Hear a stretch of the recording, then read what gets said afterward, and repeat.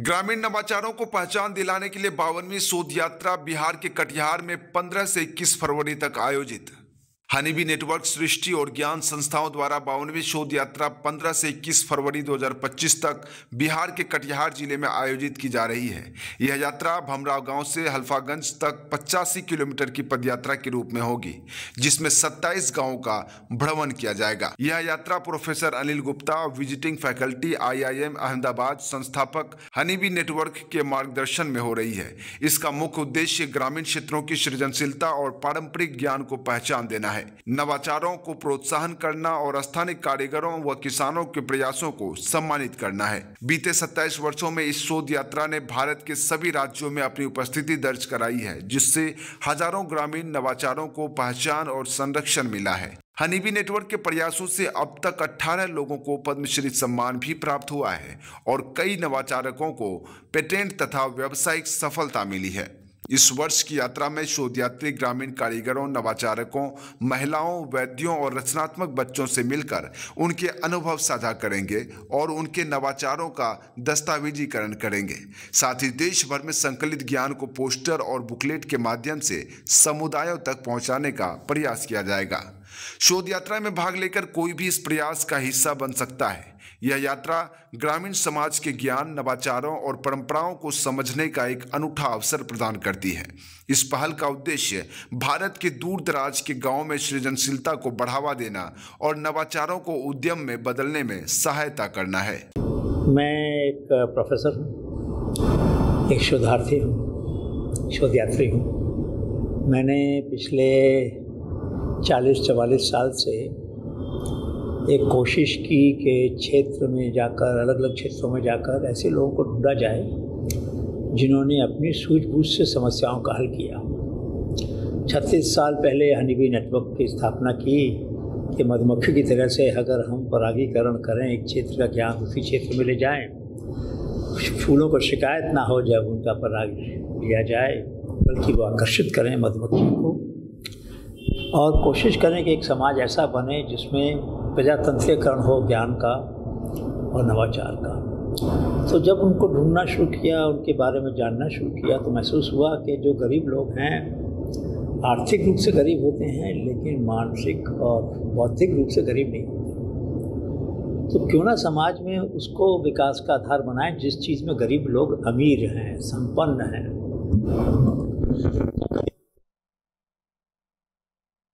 अपनी नैतिकता में, और हमने कोशिश की कि ऐसा विकास का रास्ता निकालें जिसमें ऐसे लोग जिन्होंने अपनी सूझबूझ से समस्याओं का हल किया है या जिनके पास अद्भुत पारंपरिक ज्ञान है जिससे आज भी हम अपनी समस्याओं का हल कर सकते हैं, ऐसे लोगों को विज्ञान के साथ जोड़ा जाए। तो अनौपचारिक विज्ञान और औपचारिक विज्ञान के बीच में एक पुल बनाया और धीरे धीरे ये बातें 115 देशों तक पहुँची। उनको पढ़ाया UNDP के ज़रिए और तरीके से ये बात फैलाई और पूरी दुनिया में ये बात साबित हुई कि जो कम किफ़ायती जो नवाचार हैं, जो ज़मीन से उपजे हुए समाधान हैं, उसमें भारत की अग्रणी भूमिका पूरी दुनिया ने मानी। ग्रासरूट इनोवेशन शब्द नहीं था अंग्रेजी भाषा में जब उन्होंने काम शुरू किया। आज सारी दुनिया उसका इस्तेमाल कर रही है। तो मतलब एक क्षेत्र है जिसमें भारत ने अपनी पहचान बनाई और हम लोग उसमें कुछ योगदान कर पाए।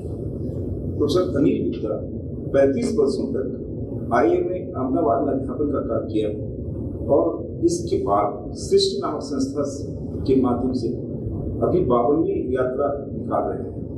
क्या है अनिल गुप्ता? तो ये ऐसा है कि जब शोध यात्राओं का क्रम शुरू हुआ तो सृष्टि की स्थापना हुई 1993 में, ज्ञान संस्था बनी 1997 में और NIF नेशनल इनोवेशन फाउंडेशन बना 2000 में। और वो अब सरकार का हिस्सा है, तो अब मेरा ज़्यादा सरोकार उनसे नहीं है, लेकिन सृष्टि और ज्ञान दोनों के साथ जुड़ा हुआ। और सृष्टि का काम था कि हनीबी नेटवर्क को संस्थागत रूप से समर्थन दे और ये सारी शोध यात्राएँ उनके माध्यम से, ज्ञान के सहयोग से हम आयोजित करते हैं, जिसमें तकनीकी नवाचार हो या मर्यादाओं का नवाचार हो। गांव का कोई तालाब है जिसको सजग, सच्चा, अच्छी तरह से रखने के लिए लोगों ने मिलकर कोई नियम बनाए हैं, कोई चारागाह है जिसके लिए नियम बनाए हैं, तो उसकी भी हम तलाश करते हैं। जहाँ पर किसी ने संस्कृति के क्षेत्र में कुछ नया किया है उनकी तलाश करते हैं, शिक्षा के क्षेत्र में किसी ने नया किया है उनकी तलाश करते हैं, और जिनको पहचान देना है, जिनको आवाज़ देनी है, तार देनी है, वॉइस, विजिबिलिटी और वेलोसिटी, यानी कि आवाज़ देनी, उनकी आवाज़ को बुलंद करना है, उनकी पहचान को बुलंद करना है और उनको रफ्तार देनी है उनके विचारों को, ताकि बाकी लोग उससे लाभ उठा पाएँ। ये काम हमने शुरू किया और बहुत सारे स्वयंसेवी साथियों के साथ किया। गर्मियों में जाते हैं जहाँ गर्मी पड़ती है, ठंड में जाते हैं जहाँ ठंड पड़ती है। और एक मेरा कोर्स भी है, अलग हिमालय में ले जाता हूँ अपने विद्यार्थियों को सितंबर अक्टूबर के महीने में, तो वो एक शोध यात्रा नाम से कोर्स भी मैं पढ़ाता हूँ IIM के अंदर। तो मतलब ऐसा कोर्स जिसमें किताबें नहीं अनुमति होती, 4 अध्यापकों से हम सीखते हैं शोध यात्राओं में, जो आज से शुरू हो रही है। एक अध्यापक मेरे भीतर है जो मुझको अपने रास्ते से भटकने नहीं देता, एक अध्यापक हमारे साथ में हैं जिन हम एक दूसरे से सीखते हैं, तीसरे अध्यापक प्रकृति में हैं और चौथे अध्यापक हैं आम लोग, जिनके पास प्रतिभा है, जिनके पास नवाचार है, जिनके पास पारंपरिक ज्ञान है, लेकिन जिनकी पहचान होनी बाकी है, लेकिन जिनसे हम सीख सकते हैं। तो ऐसे बहुत से उदाहरण हैं मेरे पास कि जिसमें हम साबित कर पाए कि जो हमारे सिद्धांत हमारे वैज्ञानिक लोगों ने सोचे, जो पढ़ाने के तरीके सोचे, उसमें एक भूल रह गई कि हमने लोगों से सीखने की बात उसको हम आगे नहीं बढ़ा पाए। मुझे लगता है नई शिक्षा नीति ने एक थोड़ा सा संपर्क, थोड़ा सा सूत्र दिया है समाज को और एक संस्थानों को जोड़ने का, लेकिन उसका रास्ता जो है वो इन शोध यात्राओं के माध्यम से ही निकलेगा और कोई रास्ता मुझे नहीं लगता उतना ज़्यादा सजग होगा। इन शोध यात्राओं में हम लोगों का सम्मान उनके द्वार पे करते हैं, एक परंपरा बना रहे हैं कि ये देश का जो प्रबुद्ध वर्ग है, जो ज्ञान संपन्न वर्ग है, जो समस्याओं का हल अपनी सूझबूझ से करता है, किसी दूसरे का इंतज़ार नहीं करता कि वो उसका सहारा देगा तो वो आगे बढ़ेगा, ऐसे जो स्वस्फूर्त लोग हैं, स्व प्रेरित लोग हैं, ऐसे लोगों को अगर हम समाज के मानक बनाएं और उनके रास्ते दिखाए हुए पर हमारे बच्चे आगे चलें तो शायद एक बहुत बड़ा काम हम कर पाएंगे, ऐसा मुझे उम्मीद लगती है। नेशन न्यूज नेटवर्क आपसे जानना चाहता है कि आपकी जो यात्रा है 7 दिनों की कटिहार में और जो 85 किलोमीटर का सफ़र है, इसको आप कैसे बांट के चल रहे हैं और क्या क्या करेंगे इसमें आप? आज जैसे हम मिले कालिदास बनर्जी से, जिन्होंने आम की एक ऐसी किस्म बनाई कि जो कितना भी आंधी तूफान आ जाए आम गिरेगा नहीं। अब ये उदाहरण सारे गांव में फैलेगा और लोग कहेंगे अगर कालिदास बनर्जी कर सकते हैं तो हम भी कर सकते हैं। आज हम प्रीति बहन से मिले जिसने छोटे से गृह उद्योग में मशरूम के इस्तेमाल से पापड़ बनाए, मिठाई बनाई, मंगोड़ी बनाई, जाने क्या क्या चीज़ें बना दी, ऐसी चीज़ें जिसकी हमने कभी कल्पना नहीं की थी। ऐसे अध्यापकों से मिले आज जिन्होंने अपने जो बच्चे स्कूल में ज़्यादा देर नहीं रुकते थे उनको ना केवल रुकने के लिए प्रेरित किया, बल्कि उनके माता पिता के मन में भी जिज्ञासा डाली कि वो अपने बच्चों को पढ़ने के लिए प्रेरित करें। तो मतलब कि एक ऐसे समाज में हम आए हैं कटिहार में जहाँ ऐसे लोगों की कमी नहीं है। कमी है तो मुझे माफ़ कीजिएगा कहने के लिए कि संचार माध्यम जो हैं वो उन लोगों की पहचान बनाने में उतना सहयोग अभी तक नहीं कर पाए, लेकिन आपका जो न्यूज़ नेशन है, जो आपका नेटवर्क है, अगर वो ऐसे लोगों को सामने लाए समाज के, तो मुझे लगता है एक बहुत बड़ा काम हमारे आने से यहाँ हो जाएगा। कटिहार के लोगों की पहचान सिर्फ कटिहार या बिहार तक सीमित ना रहे, पूरी दुनिया में जाए। दुनिया में फैलाने का काम हम करेंगे, देश में फैलाने का काम, बिहार में फैलाने का काम, क्षेत्र में फैलाने का काम वो आप करेंगे। और मिलकर अगर हम इसको जो मैं बोलता हूँ grass roots to global G2G का जो मॉडल है, उस मॉडल को अगर हम क्रियान्वित कर पाएँ और लोगों की पहचान बनाकर लोगों को प्रेरित कर पाएँ, जो विद्यार्थी हैं उनके पाठ्यक्रमों में अगर हम इनके सबक जीवन के डाल पाएँ, जो अभी नहीं हुआ है लेकिन होना चाहिए, मैं ऐसा मानता हूँ। स्कूलों के अध्यापकों को उनकी कहानियाँ पहुँचा दें, वो उनके वीडियो क्लास में दिखाएं बच्चों को कि देखो इन्होंने कम शिक्षा के बावजूद इतना काम कर लिया, आपको भी करना है। तो हमारे बच्चे, मैं कहता हूँ कई बार इन शोध यात्राओं में हम बेचैनी के बीज बोते हैं, श्रद्धा की खाद लगाते हैं, लगन का पानी देते हैं। तो फिर वो बच्चे बेचैन हो जाएंगे ना, तो उनको कोई रोक नहीं पाएगा नवाचार करने से। नेशनल नेटवर्क आपसे यह जानना चाहता है कि 7 दिनों के सफर में आज जैसे कि पता चला है कि आप किसी के दरवाजे पर ना टिकेंगे, सिर्फ जो वहाँ स्थानीय स्कूल है या जो सरकारी विद्यालय है या किसी जगह पर, या इतनी जहाँ पर कि अनिल गुप्ता को बहुत सारी सुविधाएं मिल सकती है, उन सुविधाओं को छोड़कर आप वैसे जगह रुकेंगे, इसका क्या कारण है? मैं ऐसा मानता हूँ कि जो हमारा जीवन स्तर है वो स्तर अलग है, लेकिन जब हम लोगों से सीखने जाएं तो मेरे जीवन स्तर और जिनके साथ में जिनसे सीख रहा हूँ उनके जीवन स्तर का जो अंतर है उसको जितना कम कर सकूँ उतना अच्छा है। मैं ज़मीन पर सोऊंगा, दरी पर और कंबल ओढ़ूंगा तो मैं कि जो बाकी लोग जैसे सोते हैं वैसे सोएंगे, जो खाना वो खाते हैं हम खाएंगे। कोशिश करेंगे कि हमारे साथ जो बाकी लोग आए हैं देश के अलग अलग कोनों से, विदेश से भी आए हैं, वो सब वॉलंटरी सफरिंग बोलते हैं कि हम अपनी मर्जी से ये तकलीफ़ उठाएंगे, अगर तकलीफ़ कहना चाहे कोई इसको, तो मैं तो नहीं मानता हूँ कि ये तकलीफ़ है, लेकिन सादगी, सरलता और सहजता से यदि हम अपने जीवन को निभा पाएँ तो बहुत सारे साधन हमारे पास उपलब्ध हो जाते हैं, कभी कमी नहीं रहती किसी बात की। और शायद जिनसे हम सीखना चाह रहे हैं उनको भी अपनापन लगेगा हमारे उनके साथ बैठने के दौरान। उनको ऐसा नहीं लगेगा कि हम कोई यहाँ पर बहुत विशिष्ट जगह से आए हैं इसलिए हमारे बात को वो शायद उतना महत्व ना दे पाएँ जैसा आपस की बातचीत में होता है।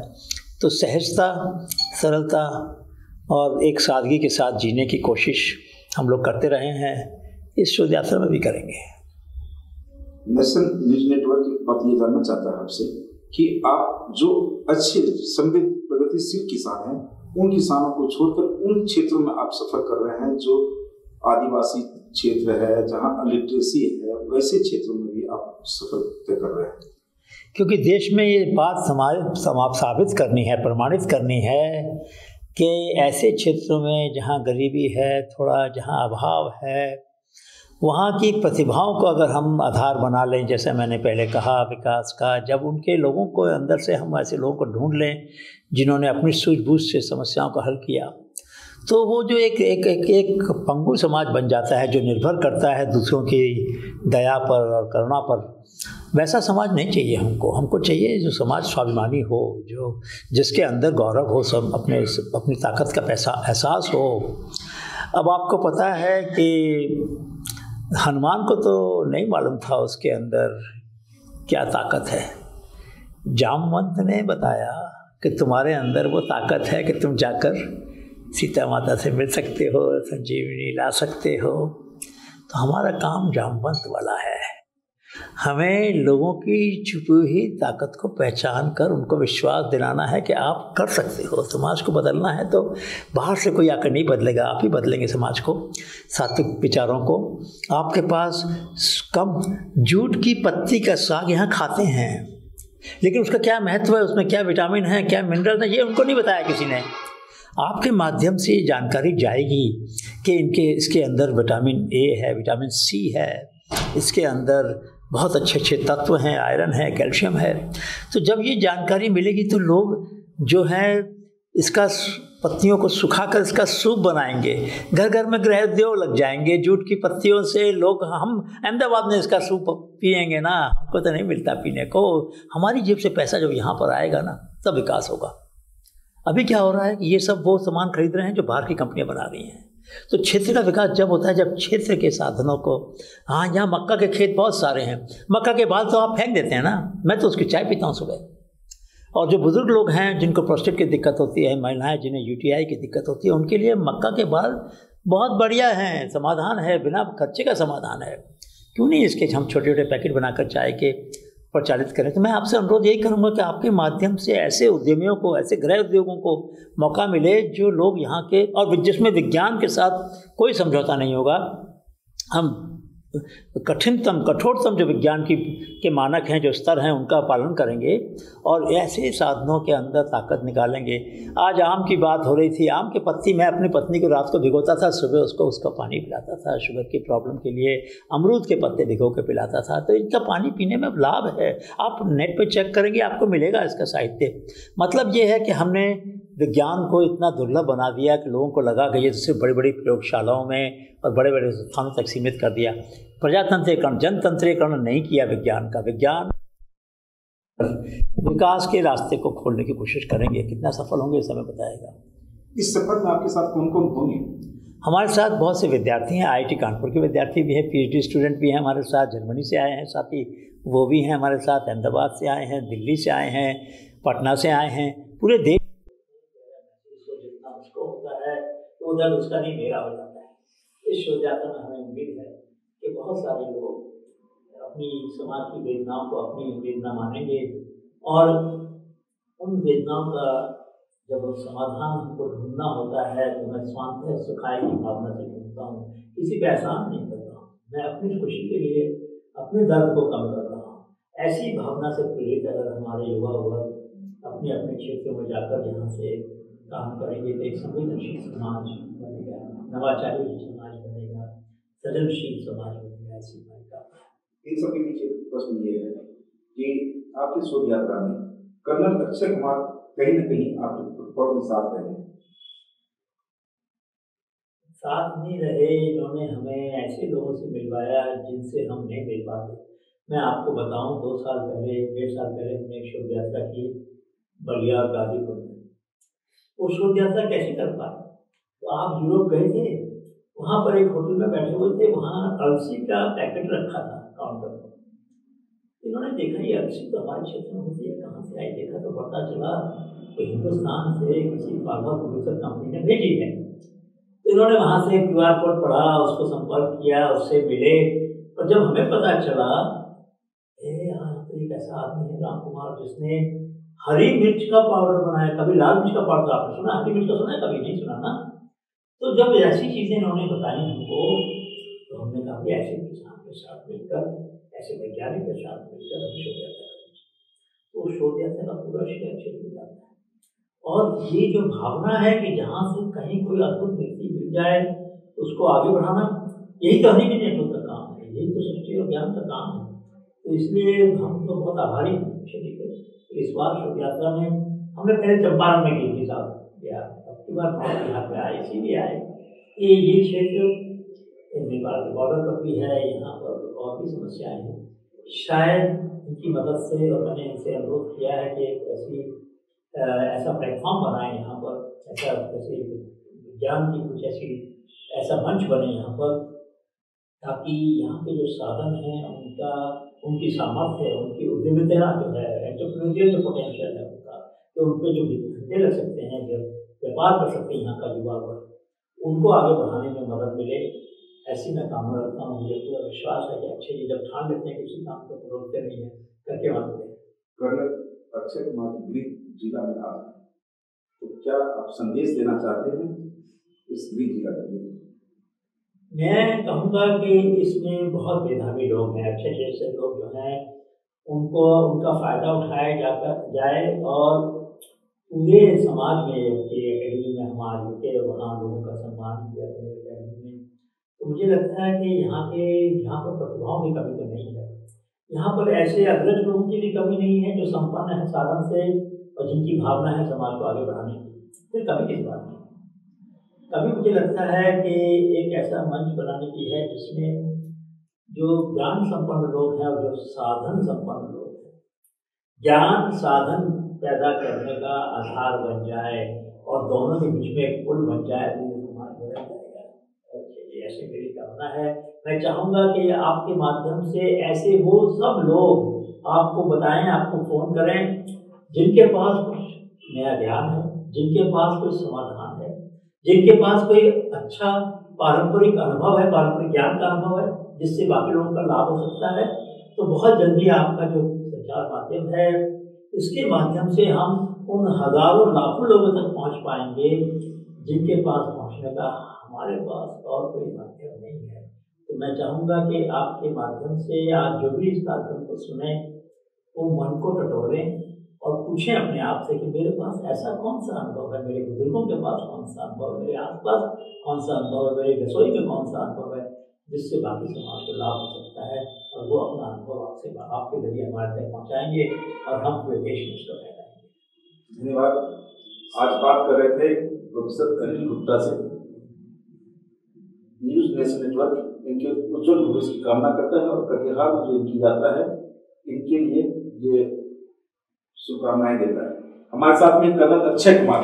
कर्नल अक्षय कुमार एक ऐसा नाम है जिस नाम के बारे में कहा जाता है कि इन्होंने जो ठाना वो किया। इनका अपना बालपन से लेकर इनकी जो सफर है, शिक्षा के बाद नौकरी की सफर और फिर पारिवारिक सफर, सब में ये एक आइकॉन जैसा है। कर्नल अक्षय जी, आप बताइए अपने बारे में क्या बोलना चाहते हैं।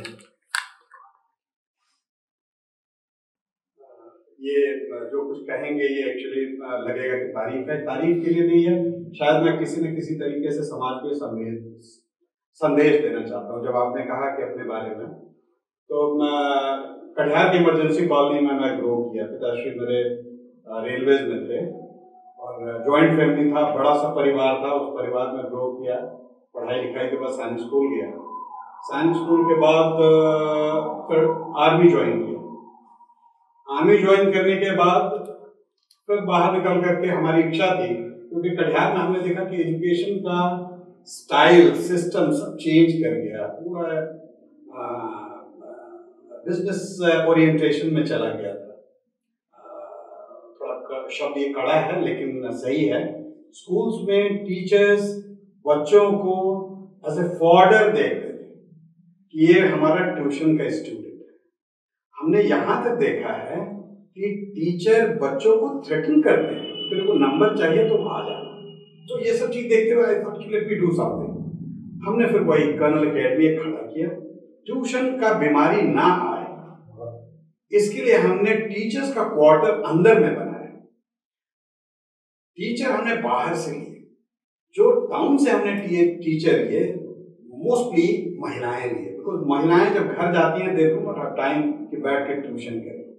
तो एक तरीका था हमारा जिसमें कि बच्चा का वो 5 घंटा जो स्कूल में देता है तो पढ़ाई में जाए, ना कि 5 घंटा खेल कूद करे, बिकॉज वो बच्चा को नहीं पता है कि कैसे वो वेस्ट कर रहा है।